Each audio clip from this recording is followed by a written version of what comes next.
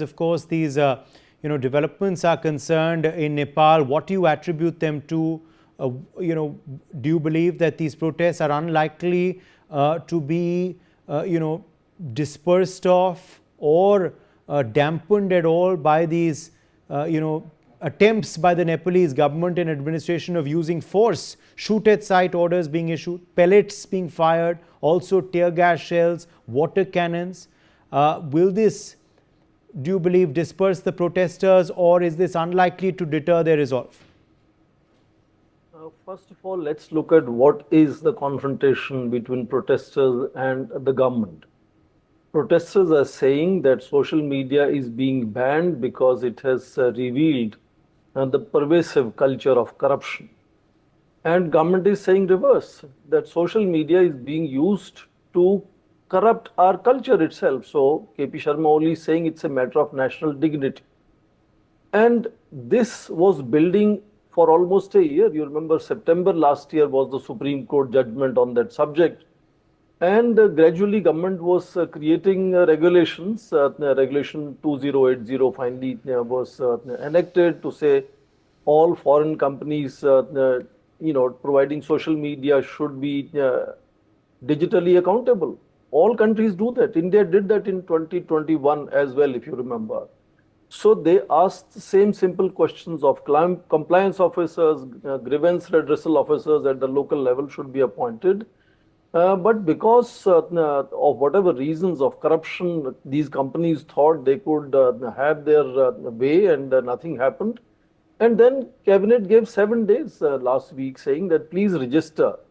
But if this issue was building the way it was, and they decided to ban 26 of these international social media platforms, government should have prepared better. I mean, the way you're saying 14 people are already killed, more than 100 people injured, parliament is under attack and so on, that means a complete collapse of law and order.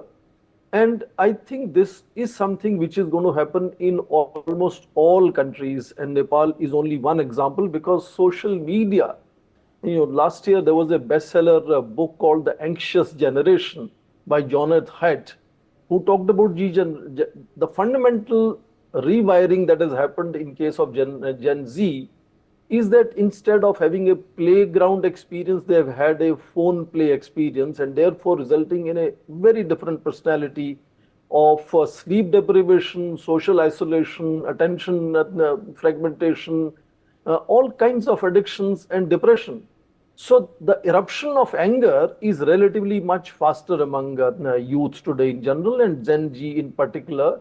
And government should have prepared it much better. I mean, when you have social media being used as livelihoods, used as a platform for setting national narratives, platform for triggering the popular protests, governments have to understand that they need to be prepared for situations like this. And I don't see it immediately ending in that sense unless the representatives of protesters are able to sit together with ministers and find ways and means how to resolve this issue. You cannot completely control social media despite some regulations that need to be put in place. Very quick last point, I think the idea of TikTok being still free is because TikTok in last year, August, which was already under ban for 9 months then, compared to none of these others, had finally complied with the government regulations, set up these local officers, and the ban was lifted last August on TikTok, and therefore TikTok continues to be there. In fact, TikTok also is getting viral now with all these videos about rich people, politicians, children's luxuries and expensive vacations and so on.